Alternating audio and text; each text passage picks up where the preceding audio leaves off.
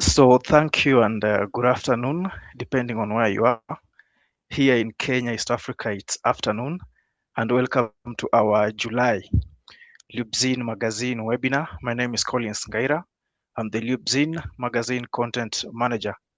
And this month of July, we're excited to explore the topic, It's More Than Just Oil. It's more than just oil. And of course, our guest speaker is Steven Lumley. Steven is the technical manager at WearCheck. So at this point in time, I'm going to invite our editor-in-chief here at Lubzin Magazine, Dr. James Wakiru, who is in turn going to help us in inviting our guest speaker, and together they're going to lead us through the conversation. So welcome, Dr. James. Thank you. Thank you, Collins, and welcome everyone to today's webinar.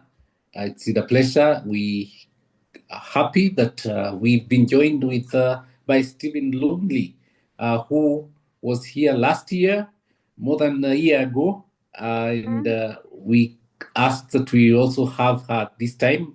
And we're looking forward for the next few minutes to discuss with her as she takes us through. It's just not an oil. We are looking at it more than an oil. And welcome, Steven Lumley. I'll want you to introduce yourself, and I think take it up from there. You have some slides, and then we can be able to engage. Wonderful. Thank you so very much, Doctor. And thank you so much to Lubzin for extending the invitation to present, and to everyone who has joined. Welcome. I'm going to start sharing my screen now with you.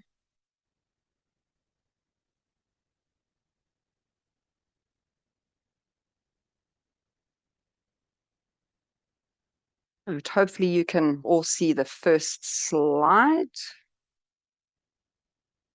Right, so when it comes to machinery and maintenance, lubricants are often overlooked and misunderstood. I've seen it time and again how people underestimate the role of oil, believing that any lubricant will do, or trusting in flashy labels without really understanding what's inside the container or the drum. So in the session, I'm going to share some real-world examples and case studies to challenge those common lubricant-related myths. We'll talk about what a quality lubricant is, the dangers of poor decision-making, and the very real risk that comes from unregulated markets.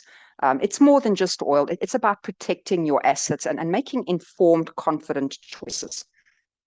So that's just a quick snapshot of the main themes that we'll explore today. We'll start with an overview of WearCheck, and then move on to looking at the core functions of oil analysis. I'll give you some context on how data-driven insights help us identify trends and detect anomalies, and sort of track changes in lubricant performance across a wide range of machinery. From there, we'll dig into the gap between market perception and market reality. I'll unpack some of the most common questions and misconceptions I hear from customers. And then I'll share 2 case studies that illustrate the very real risk of underestimating the complexity of modern lubricants and the consequences of poor decisions. And finally, we'll talk about how we can start to close that gap, bridging what people think they need to know about lubricants with what they actually need to know to make better informed decisions. So firstly, a brief word about WearCheck, not to shamelessly promote our services, but to provide some context around the expertise that I'll be sharing with you today. We are basically condition monitoring specialists with different divisions that have specific expertise in the broader field of condition monitoring. So there's our ARC division, Asset Reliability Care. They tend to do things like vibration, thermography, ultrasound. Then there's Advanced Field Services. They tend to dabble in the more exotic types of non-destructive testing, like failure analysis, magnetic particle testing, as well as road condition assessment. Then there's our Lubrication-Enabled Reliability division. These guys are all about looking after your lubricants the way they should be looked after. So complete hydrocarbon management programs, filtration, dispensing, etc. And we also provide quite a bit of training on the services that we provide to help customers better utilize our services. But I suspect the service most people associate WearCheck with is testing and analysis of fuels, coolants, transformer oils, things like AdBlue, and more relevantly, the scientific analysis of used oils from mechanical systems, which we test in one of our, I think it's 16 laboratories now. So for those of you who are not familiar or familiar with the concept of oil analysis, it's a scientific discipline that sits at the intersection of chemistry, tribology, a little bit of material science, and mechanical engineering. So the analogy of an oil sample being to a machine what a blood sample is to a human is often used, and for good reason. The processes used in both disciplines are remarkably similar. So just as blood circulates through the human body carrying vital information about your health, oil circulates through most mechanical systems carrying valuable insights about the machine's condition. A blood test can reveal things like infection, organ function, and inflammation. Likewise, an oil sample can detect things like wear, contamination, degradation, and other warning signs of mechanical stress. In both cases, a very small sample can tell a very big story. In the case of a blood sample, it could save your life by early detection of a life-threatening condition like cancer. In the case of an oil sample, it could save your machine and your operation by catching a failure or a fault before it becomes a failure. So what do we do with all these oil samples that people send us? Well, we basically subject them to a variety of tests to determine the three main objectives of oil analysis. And that is to monitor the health of the machine in terms of the wear and tear taking place, to monitor the health of the oil in terms of degradation. And we also want to detect and monitor contaminants in the oil that could have a detrimental effect on the oil and the mechanical system being lubricated. The exact types of tests that are performed are very dependent on the application and what within that application we're trying to determine. But what you see here on this slide are the most common tests that get performed on routine samples from construction industry, mining, and transport. So these would be from components like engines, gearboxes, hydraulic systems, etc. Once all the tests are completed, the results, along with the customer supplied information about where the sample came from, that is sent through to the diagnostic team, or let's call them the lubricant analysts, who then review the data within the context of the customer supplied information. And they will basically provide a diagnosis and recommendations if required. So in a nutshell, what we do is basically akin to mechanical pathology. We process all samples from different industries and machines around the world. Everything from wind turbine gearboxes in Africa's biggest wind farms to the South African presidential fleet of Dassault Falcon jets commandeered by our South African Air Forces, all come to WearCheck. So why am I telling you this? Because when you are processing over 900,000 oil samples a year, having access to that kind of, let's call it mega data, allows you to pick up on lubricant and machine-related anomalies because we have a lot of customers using the same oils in the same applications. So let me give you two examples. In one particular case, we noticed that the viscosity of a particular make and brand of 15W40 oil, the viscosity was dropping by 20% within the first 100 hours of use. Further investigation and data analysis based on our database revealed that this phenomena was actually unique to a specific type. In other words, the make and model of engine that in this particular case had hydraulically actuated unit injectors. And what we were picking up was the shearing of the viscosity index improver additive inside the oil, specifically only on this make and model. In another case, this was more recent, we picked up a 90% drop in the boron content of an OEM branded borate EP gear oil across every single customer using this oil inside the OEM trucks, specifically their differentials. The same brand of oil that we had seen for years now looked very, very different chemically. And this change in chemistry was accompanied by a substantial increase in gear wear across the entire population of machines. So we reached out to the OEM, who also happened to be a customer of ours, and it actually emerged that they had switched lubricant suppliers. And as it turns out, that new product failed to meet specifications. And being able to drill down was possible because of the large amount of data that we have, which gives us a lot of insight. So hopefully all of that gives you some context, or let's call it flavor, as to where I'm coming from. I have had the privilege of working in the oil analysis industry for over 30 years. And when I say that, I realize that that's like a lifetime and it makes me feel very old. But in that time, I have been asked a lot of unusual and intriguing questions by customers. And those questions are very indicative, very, very telling of market perception. So in the following slides, I'm going to cover the most common questions that I get asked by customers and the typical responses that I give to illustrate the gap between market perception and market reality when it comes to lubricants. Questions like, can you tell me the age of my oil? So here's how the story usually goes. I have just had my car serviced. I checked the dipstick after they serviced the car and the oil looks dark, and I'm worried that they didn't change the oil. And then comes the question. If I send you an oil sample, can you tell me how old my oil is? I usually like to have a bit of fun, and I usually say, sure, if it's a mineral-based oil, it's probably around 100 to 300 million years old. So yeah, your oil is quite old. Most customers never sort of get that joke. But the truth is that the dark color of freshly serviced oil is most likely just residual contamination from the old oil that was inside the sump.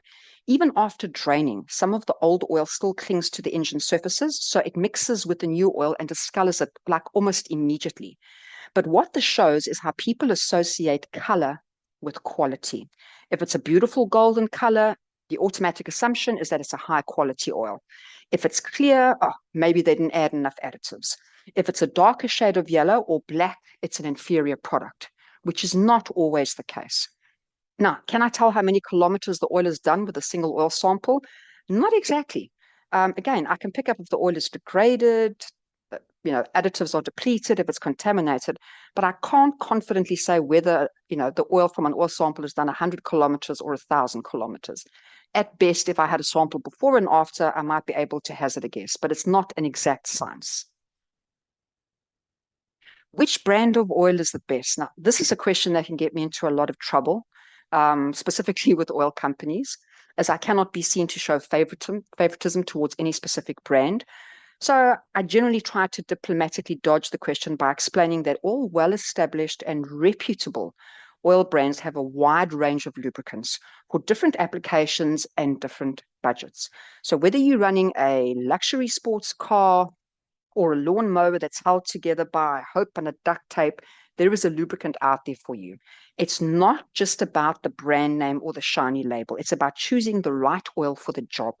So instead of asking which brand is the best, the real question should really be, does the oil meet the correct specifications for my equipment? Because even the fanciest oil won't help you if it's completely wrong for your engine or your gearbox or whatever the application is. I do, however, point out that quality often correlates with price, so you do get what you pay for. Now, this is a really common question. If it's the same grade of oil, it should be fine to use. And unfortunately, that is not the case, because you can have two oils of the same viscosity, but it doesn't guarantee that they are interchangeable. The grade only tells you about the oil's viscosity at certain temperatures. That's it. It says nothing about what really matters, like the base oil, the additive package, or how the oil is actually going to perform under load and shear. Not all oils are created equal. Viscosity is important, yes, I agree, but it's just one piece of a much bigger puzzle. You also need to consider the application, the working environment, the fuel quality is very important, emission requirements, and most importantly, whether it meets the right API and OEM specifications, because choosing oil based on viscosity alone is like, I don't know, picking wine by the shape of the bottle. It might look the part, but you're probably in for a really rough ride. Now, this is one of my favorite questions. Is synthetic oil better than the normal stuff? And I usually reply with, what do you think synthetic means? And the response from customers sounds something like this. Well, really good space age stuff that's expensive, that scientists make with molecular bonding. Okay, it's not entirely wrong, but I try and break down and explain it to them. The API classification system, groups 1, 2, and 3 are mineral, group 4 and 5 are referred to synthetics. And then I'll go to the details of the Mobil versus Cattrall court case at the turn of the millennium that challenged the definition of synthetics, and controversial ruling that synthetic is actually a marketing term that refers to properties, not production methods or ingredients, which most people don't know. And then like clockwork, the very next question comes, well, if it's kind of made from the same stuff, then why are synthetic oils so much more expensive? And my response is always, why is Lindt chocolate more expensive than Cadbury's? It's essentially made from the same stuff. Why do you get expensive chocolates and cheap chocolates? The best comeback I've had to this rhetorical question was from a customer who clearly knew way too much about chocolate. And she said to me, well, oh no, well, you see, Lindt uses specially sourced ingredients and processes like conching to extra refine the chocolate to a very high quality. Okay, well, in a roundabout way, you've just answered your own question and made the case for synthetic oils beautifully. Extra refined, very high quality. Lindt sources high quality beans, they refine them extensively to deliver a premium product. Same thing with synthetic oils.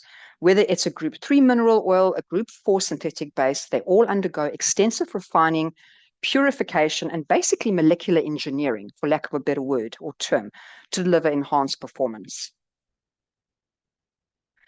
And then there are those consumers who unfortunately think that there is some sort of metaphorical holy grail of oil. The perfect oil in the world of the highest quality with sentient type additives that can be used in any application. People have some crazy ideas out there. So why do they think this? Usually because some guy on an online car forum who calls himself the Garage Oracle said so. These misguided sentiments of molecular alchemy are usually fueled by speaking to the wrong people about lubricant selection on sites like Piston Heads Anonymous and Bob's the Oil Guy, where unfortunately facts often take a backseat to opinion and forum folklore. Look, I love a good debate, an oil debate, as much as anybody. But when it comes to protecting your engine, stick to the OEM recommendations. They've done the testing, they've done the validations, they're not guessing. Don't go on a crusade for a fictional perfect oil. Choose the right oil, not the most hyped one. We also have quite a few want-to-be microblenders who unfortunately suffer from delusions of grandeur. They'll send us emails that say things like, if I send you a sample of oil blended that I've blended, can you tell me how much additive I need to add to match whatever product it is, Dello 400, Shell, Rimula. And it's really quite sad. And just to give you an idea of how widespread this problem is, our oil analysis reports are assigned a severity based on our findings. In escalating order, normal, borderline, urgent, and critical, where normal means everything looks fine from a chemistry standpoint, and critical means something is very, very wrong. About 5 years ago, we actually made a deliberate decision to stop assigning a normal severity to new or unused virgin oil samples that customers were sending us, because what we discovered is that some of these microblenders were actually using our lab reports as a certificate of analysis, showing them to unsuspecting customers and saying things like, well, look, WearCheck says the oil is normal, so it must be good, you can use it. What those customers weren't shown or didn't pay attention to were the diagnostic comments on the report that very clearly say the chemical and physical laboratory tests cannot determine if an oil meets performance specifications. So in other words, just because the chemical profile of the oil looks similar to an established brand of oil, it doesn't mean it's going to protect your engine under load stress or temperature extremes. And here's another gem, and this is an actual email that I received earlier this year. It was from a gentleman at a company, and I promise you, I'm not making this up, called Slippery Solutions. Now, I'm not here to name and shame, but I did find the wording of his email quite telling. He wrote, I want to start a business in the oil lubricant industry, but I don't have any idea how different they are from each other, what oils to focus on, or even what equipment is best to use. Will your training course be able to cover up all that? Now, I'm sure he meant to say cover all that content, but the phrase cover up all that unfortunately felt strangely appropriate because, and sadly, that's what some players do in the space. They slap a confident label on a questionable blend and cover up a whole lot of misunderstanding or worse, intentional misrepresentation, as you will see later in the case studies. The number one question I get asked more than any other question is, can you tell me how good my oil is? Is this a quality product? And my response is always, compared to what? Yes, we can measure the chemical and the physical properties of the oil, viscosity, TBN, etc., but we can't tell you how the oil will actually perform in service. This is the realm of performance testing and the domain of standard setting organizations like the API, American Petroleum Institute, ILSAC, the International Lubricants Standardization and Approvals Committee, and many more who work hand in hand with testing organizations like the ASTMs and the lubricant and equipment manufacturers. And once you start explaining to customers the complexity involved in getting these kind of approvals and the cost implications with field trials, test rigs, sequencing, validation steps, people are genuinely amazed. Wow, oil companies actually do that? That's actually a thing? Yes, it's $100 billion industry kind of thing. But jokes aside, this question does raise a bigger question, and one that is more, or I feel, more philosophical in nature. What is quality? Is it simply a measure of how good or how bad something is? Is quality a static concept? Is it contextual? Is quality in the eye of the beholder? We can think of quality in the way the Oxford Dictionary first defines it. The standard of something as measured against other things of a similar kind, the degree of excellence of something. But I submit to you that in the context of lubricants, quality lubricant is one that performs its intended function in a manner in which it is expected. Because at the end of the day, quality isn't just about how good something is, it's how well it fits its purpose. It's about the right lubricant in the right application, used the right way. Unfortunately, in reality, that is not the case. The customer sends oil samples. They also send us a submission form where they fill in all the details of where the sample came from. So things like machine and component make and model, application, sum capacity, fuel type, etc. And one of the fields on the subform says, please identify the brand, series, and grade of oil in use. I would like that writing in the field reworded to, what oil do you think you are using? Because here's the scary part. 18% of the samples that we test turn out to be mixtures of different oils, or worse, completely different to what the customer actually believes is in use. This equates to over 13,000 samples from 13,000 different mechanical systems every month where the customer doesn't know what oil is inside the machine. And that's a concern now, but it's going to become a bigger problem for us soon. I shudder to think of what's going to happen when we start to see more Euro 5 and Euro 6 engines hitting our roads, especially in South Africa, and someone pours a bog standard CI4 15W40 into an engine that has an SCR catalyst or a diesel particulate emission sensitive engine. Because when it comes to modern engines, an oil mismatch isn't just, let's say, inefficient, it's catastrophic. So what shall awaits us? What happens when we don't use the right oil and the right application and in the right way? Well, here's a sample menu of consequences. Base oil and additive incompatibility, because chemistry is not optional. Accelerated degradation and sludge buildup. Increased wear and component failure. Reduced efficiency, higher emissions, catalytic poisoning, very important, and that's a performance nightmare and a regulatory one too. Shortened oil drain intervals, and of course, voided OEM warranties, all because we got the oil wrong. It's not just about will the machine still run, it's about how well, how long, and how much is it going to cost you. So for your consideration, I have 2 case studies that perfectly demonstrate what happens when you don't use the right oil in the right application and in the right way. So this is the story of Farmer Brown, who runs a citrus farm in Nelspruit, which is a fruit farming area in South Africa, very close to where the Kruger National Park is. Farmer Brown owns 3 Massey Ferguson tractors. All of them were out of warranty, and he didn't have a maintenance plan on them. And being a DIY man, like most farmers, he decided he was going to handle the service himself ahead of the citrus harvest. So he toddled off to his local auto parts shop. He picked up, I think it was some basic engine service kits. And being a frugal man, he purchased the cheapest engine oil of a similar grade to what was recommended by the OEM. Blissfully unaware of the disaster that was looming ahead, Farmer Brown rolled up his sleeves and he serviced the tractors himself. Within 7 weeks, all 3 tractor engines failed catastrophically. 7 weeks. As you can imagine, Farmer Brown was not a happy camper. After all his tractors had killed over. So he decided he was going to send oil samples to WearCheck, convinced that there was something wrong with the oil. You see, it had a very unusual odor and was very, very thick.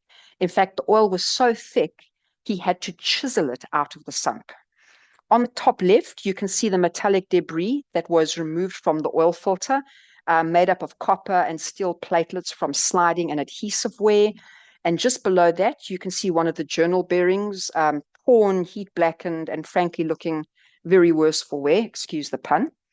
And on the far right, behold the oil sample. What you are looking at is not a burnt chocolate brownie. That is actually what came out of the engine, right there. So here's an extract of the actual oil analysis report. Keep in mind that this oil had been in service for less than 100 hours, and typically on an engine like this, you keep the oil in use for a 500-hour drain interval. Now, take a look at these wear metals, the copper, the lead, and the tin, all coming from the bearings and are all critically high. The iron and PQ, particle quantifier index, which is a measure of magnetic material inside the oil, they are all through the roof. Some from the steel backing on the bearings, but it was mostly from the crankshaft itself. But what really caught my eye was the oil's additive package, or more accurately, the lack of one. The calcium and zinc phosphorus levels were about 10 times lower than what you would expect to see from a typical diesel engine oil formulation for this application. That's a massive red flag. The TBN, which tells us how much alkaline additive is left to neutralize acid, was dangerously low at 1 after only 100 hours. And the TAN, total acid number, which measures acidic buildup, was alarmingly high at 5.6. What really stood out was the FTIR oxidation. It was very suspect. So just very quickly, FTIR, Fourier transformer infrared. With this test, we subject the oil to infrared radiation, and the molecules absorb that radiation at specific wavelengths. And this allows us to identify specific chemical species that are associated with things like oxidation. But there's something else inside this oil sample. When you see an oxidation value of 167, there's more than likely something else that the instrument is picking up within the same spectrum region. Probably something like an ester compound, which you wouldn't expect to see inside this oil. And you know what? The farmer was right. The oil did have a very unusual smell, and it was something that was really familiar to me, but I couldn't quite put my finger on it. So we asked the farmer if he had any of the new oil left, and thankfully he did, and he actually sent us the remaining oil he still had inside one of the containers so that we could test it and take a look at it. At first glance, the container looked legit. It had the branding of one of the biggest lubricant suppliers in the world. But on closer inspection, we noticed that the label image was distorted.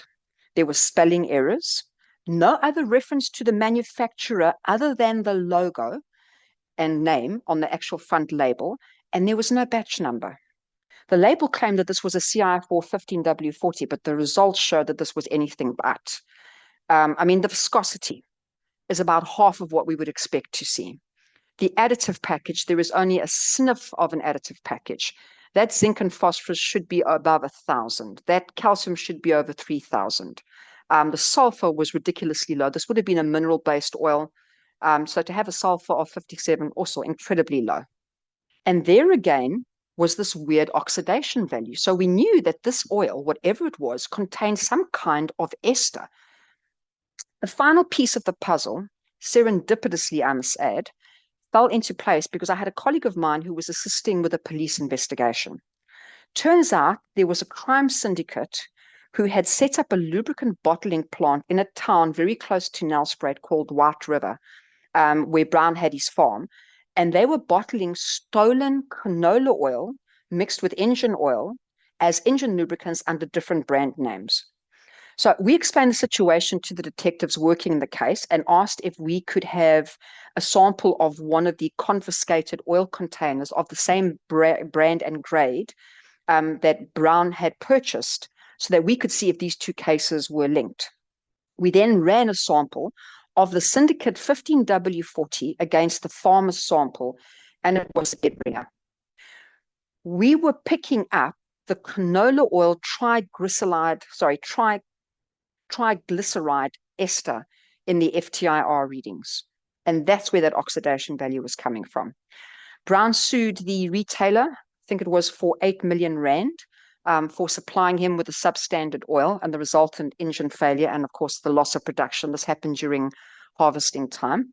I don't know if he ever won the case, but 2 years later, his legal team was still contacting me to provide evidence in court. So I can only imagine what this man's legal fees were like. And as it turns out, that cheap oil that Farmer Brown bought ended up costing him a fortune. As for the syndicate, they were taken down by the South African Police's Hawks Division, who investigate organized crime in South Africa, and prosecuted, rightfully so. Horror story number 2. We have a customer with 12 Bell B30 and 40 articulated dump trucks working on a construction project in Liberia. The differentials and final drives on these trucks require a limited slip 85W140 gear oil. So our customer found a local supplier, I think it was in Monrovia, who could supply him the necessary lubricant. And for a while, there appeared to be no issue. And, we were processing samples, everything looked fine. And then, as is always the case, everything changed. We started picking up issues with the oil samples that we were processing. So we actually sounded the alarm and contacted the customer. Over a period of 2 months, 90% of the samples that we tested from the diffs and final drives showed that the oil supplied was not an LS85W140. And here's an actual extract from the oil analysis report. You can see the viscosity is, wow, that's about 5 times lower than what it should be. There is no EP additive inside it. We would expect that phosphorus, being an LS or limited slip type oil, to be above between 700 and probably 1,000. And part of that additive package, that EP additive, is the sulfur. And very clearly, this is not the case over here. This almost looks like a strange hydraulic oil mixture. As you can see, the wear was through the roof. That's the worn spider cross. And that was as a result of pickup, as a result of not having enough adequate EP additive. And that micron membrane patches will be actually removed from the oil sample. Horrendous. The supplier claimed no knowledge of wrongdoing and blamed his supplier, who apparently imported the oil, and produced an official certificate of analysis for the batch numbers on the drums that were supplied to the customer on site. But what was inside those drums on site was very different to the certificate of analysis. Our customer lost, I think it was 8 differentials and final drive assemblies with a replacement cost of, I think it was 3 or 3.2 million rand. And now they don't take any chances. They import all their oil from South Africa. So after those 2 horror stories, how do we protect consumers from the consequences of poor oil quality? In America, you have organizations like the Petroleum Quality Institute of America. In Europe, you've got the VLS, or Verification of Lubricant Specifications. These are independent institutes that verify lubricant specifications and ensure that products meet technical and performance claims. But unfortunately, lack of recognized and enforceable standards, certainly in South Africa, has opened the door wide for snake oil manufacturers. In fact, a few years ago, Lubrizol, they're a prominent lubricant additive manufacturer. They did a sampling of the South African market and found that 30% of the oils tested were off standard. In other words, they did not conform to the specifications on the packaging that they claimed. Now, in South Africa, we do have a local organization called the South African Institute of Tribology, who have proposed basically putting up together a lubricant specification body very similar to the VLS in Europe, but that hasn't gained traction. So for now, South Africa remains largely unregulated. I do, however, believe that part of the solution is bridging market perception with market reality. But to do that, we need to understand what underpins these mistaken perceptions. Is it a lack of understanding, or is it willful ignorance? Is educating the market going to be good enough, or do we go one step further and cultivate a sense of oil appreciation in the market? If the market appreciated the complexity involved in producing base oils and finished lubricants, and were aware of the consequences of using poor quality oils, would they be less inclined to make poor choices? I have made it my career's ambition to spread the gospel of lubrication, because I really want for people to appreciate the lubricants that most take for granted in everyday life. On the first day of our oil analysis training, we delve quite deeply into the world of lubricants, covering everything from base oils, refining technologies, additive specifications. And at the end of that session, I always share these core mantras to reinforce the critical role that lubricants play when it comes to machine reliability. Oil is an asset, not a consumable. Count the cost of lubrication, not the cost of the oil. It's more than just oil. It's the lifeblood of your machine. At WearCheck, we also create quite a bit of educational content for our customers in the form of technical bulletins and newsletters on various topics related to lubricants and tribology. But over the last 2 to 3 years, we have actually shifted our focus towards technical storytelling that actually highlights the value of lubricants. And we've seen a marked improvement in people's perception of lubricants with that. We did a sliding through time series, which looked at the history of lubricants, the Lube Kitchen series, which looked at how additives work. And this was done in almost a layman way where people could actually find it relatable and they could understand it. We did a campaign called Crude Awakening, which focused on base oils and the importance of base oils in economy. And at the moment, I'm now working on a series that looks how oils degrade, called Oils Don't Die, They Degrade. So this storytelling approach has proven to be very successful in cultivating appreciation and basically spreading the gospel of lubrication. That was really, really enlightening. I'm glad. Yeah, from your data, around 18% of your samples are tested in mixtures, of course. What does this tell us about the current state of quality assurance in the lubricant market? And of course, what practical steps should the end users, of course, and producers take to close this gap? Sure. Well, I mean, what generally tends to happen is that depending on the operation, let's say it's a mining site, the people who supply the fuel generally tend to be the people who supply the lubricants. They will do training with the people on site. These are the oils that you need to use. This is how you're supposed to use it. And then that's where it ends. From that point onwards, the oil ends up becoming a consumable that sits inside a lubricant storage house. If you're lucky, underneath the roof, sometimes it's literally outside in the dust in the middle of the mining area. And it's very much a case of, well, we need the oil, we top it up. When the machines are out there, unless you've got a service truck that's following you around, you pretty much use what you need to if you see the oil level is low. So for me, in terms of practical steps, it comes down to education and to regulation.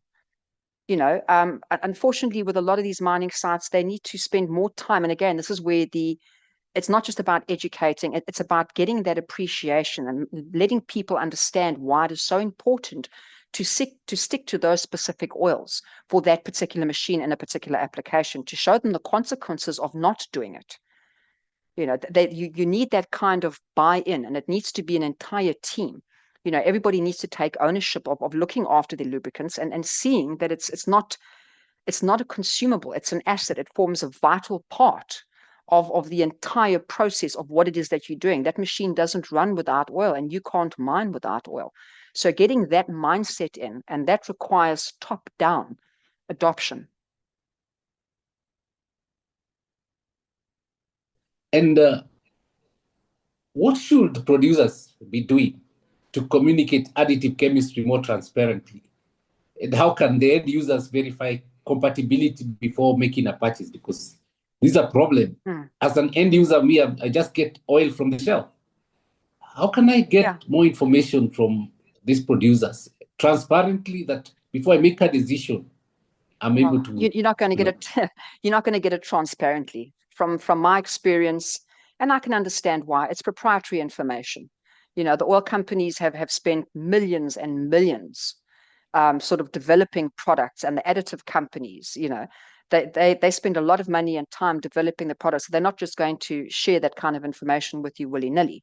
But in terms of the oil companies, I would say, I watch some of these advertising campaigns and I think to myself, what are you actually selling? Because you're not selling lubrication. You use big words, enhanced performance, space age, NASA. That's more sparkle than anything else. Bring it down, make it about technical storytelling, explain the importance of why you need to use this oil in the right way, in the right application. I often find that a lot of these advertising campaigns that I do see are very verbose. They use big words, and unfortunately, big words mean nothing unless you understand them. And I suspect the vast majority of the layman out there, doesn't understand concepts like zinc diphosphate in boundary lubrication regimes. So keep the message simple, and talk to the people.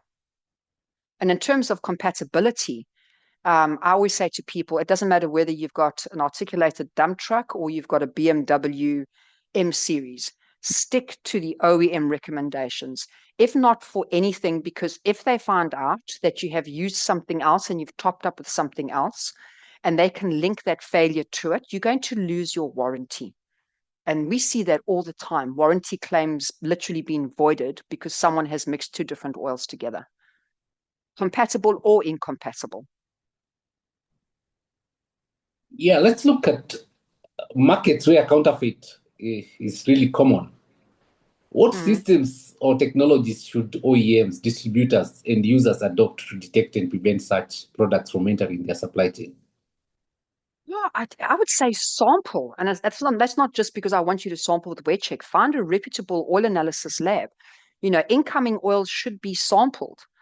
Were they, for example, the case that I used in Liberia, they established a supply chain with a supplier, and that was it. And, fair enough, it did run quite well for a couple of months, but at no point did they think, right, well, we're now bringing in 3,000 liters of this oil. Maybe we should send a sample just to verify or do spot checks.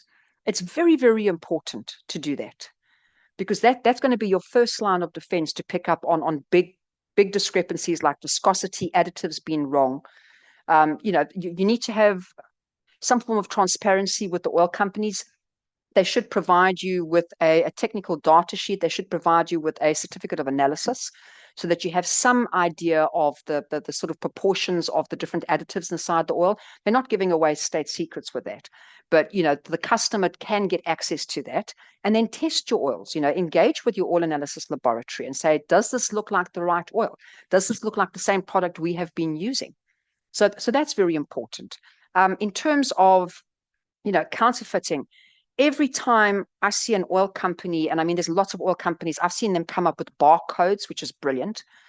So you can actually validate the bottle, the drum that you've bought, whatever it is, with a barcode, and it gives you complete traceability. The problem with doing things like that is that, every time you advance the technology, the crooks are right behind you advancing it as well.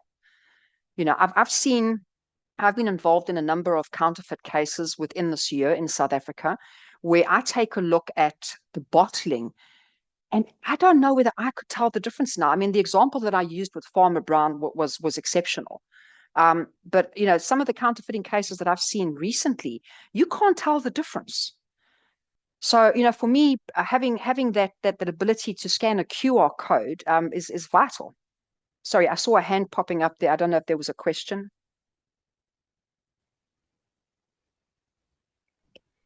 Yeah, thanks. I think for people who are on the call, kindly you can chat, you can text your question in the Q&A section so that we can have a look at it towards the end. I think the last question I want to ask is a very, very nice slogan. An oil is an asset, and it's not really a slogan. It is true. It's not a consumable. Yes. And most of the companies have taken it as a consumable. That's why they don't really take care of or it in their budgets. So with this emphasis, how should organizations rethink their lubrication budgets, their maintenance strategies, their procurement policies, of course, to reflect this mindset? Especially, we are in many of these cost-sensitive industries Yeah. Anything of mining, transport, agriculture is cost sensitive. How can they, inculcate this into, their strategies, their procurement policies, their budgets to reflect this mindset? The sad part is that when you do see this, the correct mindset being reflected, it's because disaster has occurred, because a failure has happened and they now realize the error of their ways, and then they put something into place.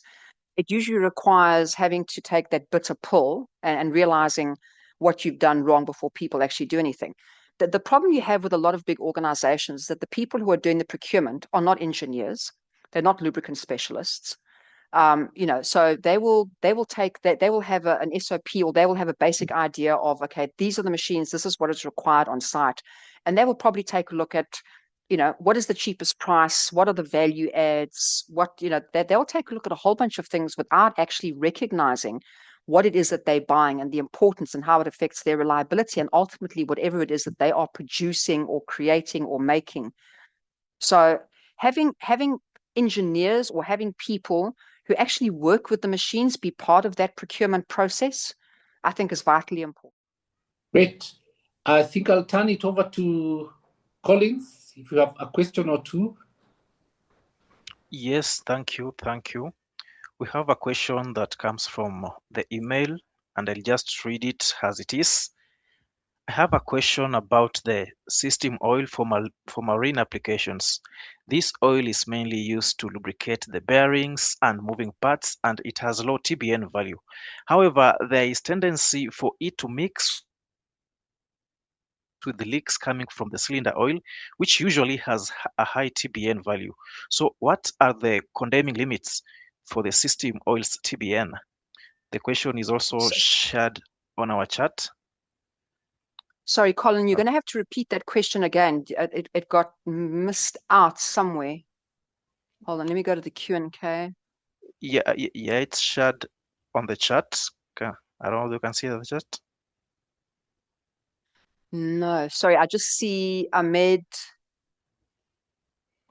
Okay. So I heard the first part about marine application. You have an oil that's basically just lubricating the cylinder, but you also have another oil that is doing something else that's got a high TBN. So if you can just go past that part again of the question, then I can answer it. Yes. Let me just repeat the question, please.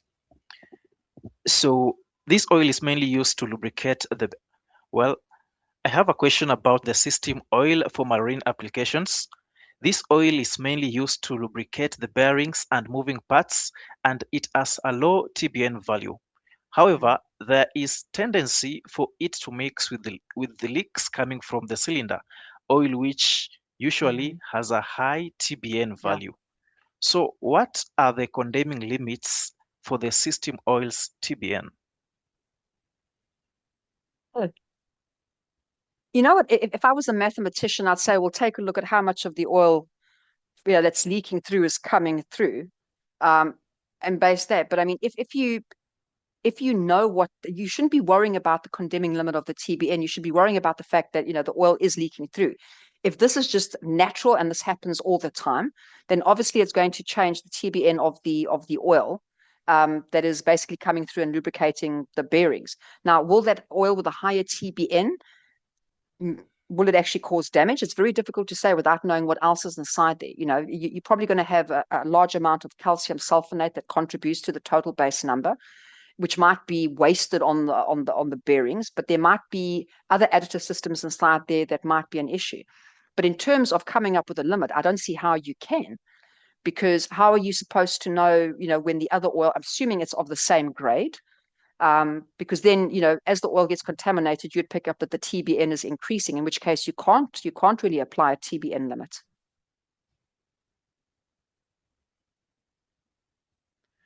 Yeah, thank you for the response.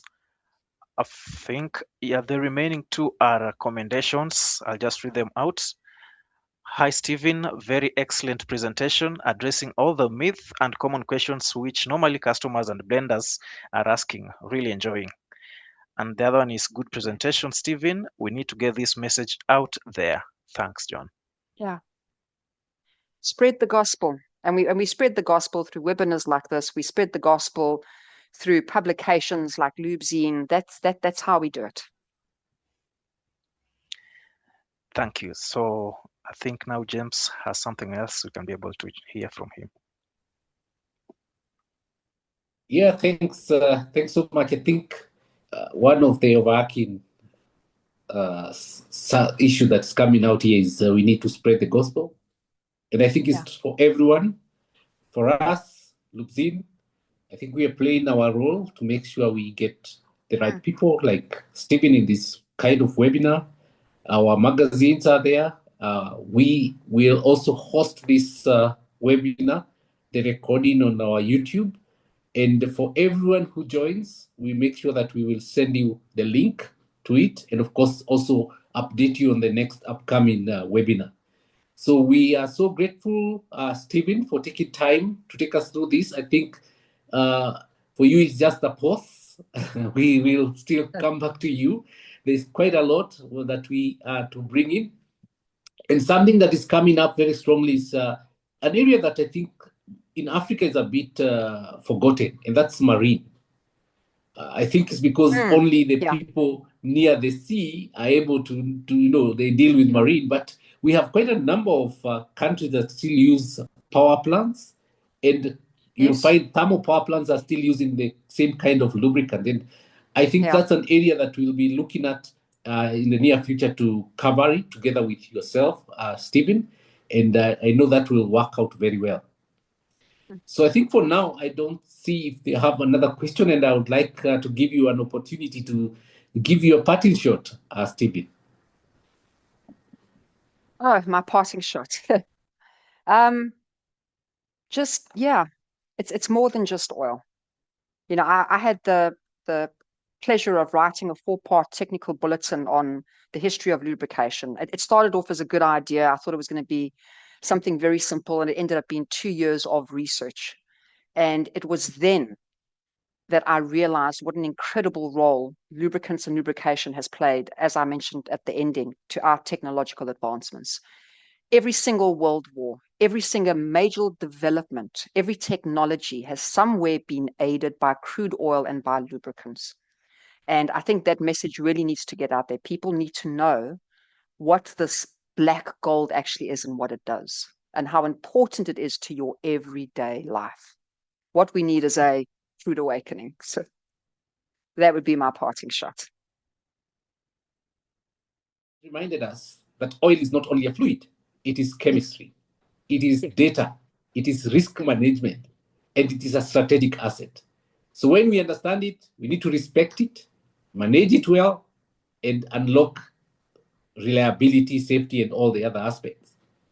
Thank you for joining us, of course, and thank you, Steven Lumley, for illuminating that truly what lies beneath the surface, of course, of lubrication.